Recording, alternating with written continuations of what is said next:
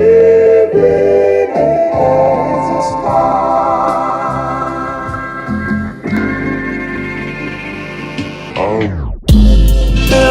nigga is a star. Every nigga is a star.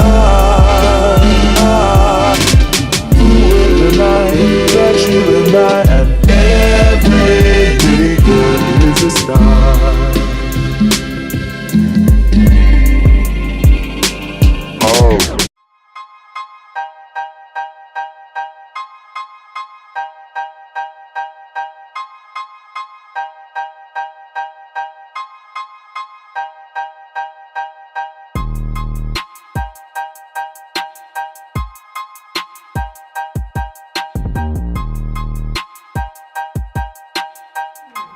What's up, world? It's your girl Aley Arion, bringing you the first installment of Round My Block.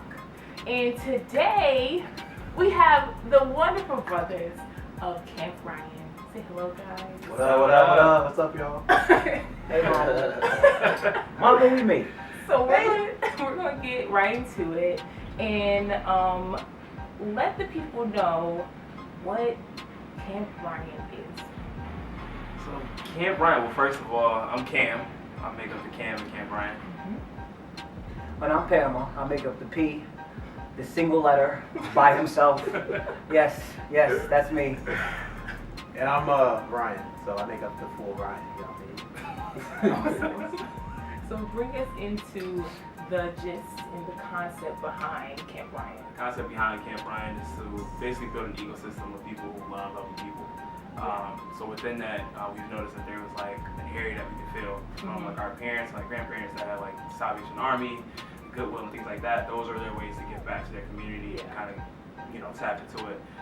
With that, we just kind of wanted to align with like a lot of millennials and new people that are coming out into the world, especially in a place like New York. There's a lot of need. So with two things we know, like especially a lot of people that we know, like they have a good heart, they want to give back. Yes. But at the same time, they want to turn up. So we're trying to we're in the process of like melding both experiences. So when you see us, it's always like we're always doing something good and giving back to the community, but at the same time, we always turn. So. We want camp as a place where you get to meet new people, you get to build experiences, so on and so forth. And it just so happens that our names created that. Which is almost fate. Yeah, so we decided to create an event called the Hunger Games. Basically, the premise of the Hunger Games is this: we put together a certain amount of sandwiches or bag lunches in one setting, and so we call that the reaping. And so during the reaping process, it's random, so we don't pick the teams just yet. So we'll have 30 so people doing the reaping, so everybody's kind of putting the sandwiches together. You're getting to meet people. You're like, hey girl, where you from? Right. So then we have the Hunger Game, and so Ryan will be one team, Cam will be another team, and myself will be a team. Just how I explain it is, it's like competitive giving back. Nobody really loses. It's like, we talk our junk amongst it because it's fun. It's really, really fun. It's an experience that we don't think is out there. And so that's kind of how the Hunger Game initiative came out. I know it kind of happened organically, but what made you all first go after and stick to the cause of like homelessness and hunger? I think, one for me is like I'm from the Midwest. I'm from Michigan, so things move a little bit slower there. Yeah. So it's a lot easier to if you see like a homeless person, it sticks out more than it does here because it's like so frequent. It's like every other block you see somebody that's like on the side of the sidewalk or like the street or anything like that asking for like change here and there. So I mean, being back in Michigan, it doesn't happen as frequent, but there are people that are homeless and things like that, and it kind of just puts into perspective that especially in the bubble that's New York. I mean, any one of us could be.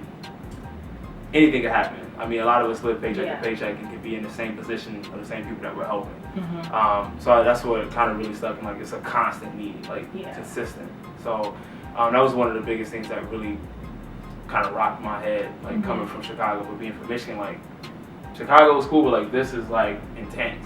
Definitely. So I definitely see that. Do you all ever feel a burden when it comes to wanting to help everybody? Do you feel like you want to help everybody? Is that obtainable? Larger scale.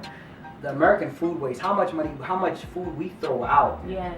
it's sickening. You know what I mean? When we, the type of country that we have, we shouldn't have homelessness on the scale that it is on. So to answer the question of whether or not can we do it, I know we can, and this is kind of the starting point of that. So this will hopefully grow or blossom into something else that starts the conversation, and it's a conversation that makes people uncomfortable. It makes people, you know, feel a particular way, and we don't want to make people feel any type of way. So one of the things that you all stand on is like creating an ecosystem of people who care about people. So ideally, what does that ecosystem look like? Inspiration. So I think how we create that ecosystem is by inspiring those that are around us and those that see us. So as I said, they may not necessarily need us. They may just need that spark to say, okay, I'm going to do that too. And so as Cam said, to create that hub is, our hashtag is when we find stories that inspire us to kind of take action, we always kind of throw it in a group chat and says, where to camp at. So that lets us know where we need to be, where our focuses need to be on, and then speaking out and to those people that live in those areas, so we are able to do it. So if we can inspire them to want to even spark change, then we can start the conversation on how we change. And so I think that's kind of where that ecosystem kind of comes in as, because. How have you all been using your platform to speak out on all of the craziness that's been going on within our community? I mean, right now it's very easy to like kind of use our platform to kind of voice all of our opinions or whatnot. We hear people talking and things like that, and we're all about the marching and things like that. We'll be out there with you 24/7, and it's kind of more like, all right, we've done this. I've seen it done. King has done it like magically, and it's kind of like I'm to the point where, all right, what's next? I'm already there. So when we find out what's next, cool, count me in. No matter what that may be. If we trying to move this progression forward, cool. And I think it was a Umar Johnson, like, because I never really understood the purpose of like a march or a protest. And you know what I'm saying? And it's to get the purpose of your cause out there. And that marching is not the same people in these hoods. They're not. And that's that. And I put pressure on the millennial black people, because millennial black people are fighting for a community that they're trying to get out of. You get what I'm saying? Like, they trying to get out that community. They're not trying to, you trying to get that high rise on the sky. So I feel for them. So that's why when these, you know, and I don't knock them, I love them when they, the New Harlemites, New Brooklynites, shit like yourself. Like, you gotta go to that Marcy Projects. Go to where he work at. You know what I'm saying? Like where it happens so much. So why are we not down there building them up? So I think that's one thing that's so potent. And to answer how do we handle that is, the camp wants to build something out where we affect ourselves. So yes, we touch hunger, and yes, we touch this, but we want to go and work with those communities to build them up. Like whatever that means, what that looks like. If that's the community center that it has, us offering our time, us developing something for them to kind of help them continue to grow. I was gonna say, I think back then there was a sense of urgency because there wasn't any opportunity, and the only other outcome was death. And so, because in today's time, we're not really pressed with that same sense of urgency, there can also be a lack of taking initiative and wanting to seek change, because it doesn't really hit them the same way. And I feel like, for me personally, and I mean, I'm speaking on these guys too, there's a sense of urgency. And I think that's why when we see something, we're not going to just say something, we're going to do something. We're going to act upon that. Amazing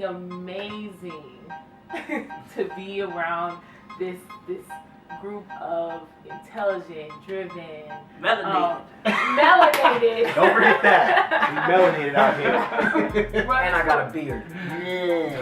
With beards, ladies, check this out, who are really making an impact in their community around them. So, guys, let them know where they can find you, how they can get involved.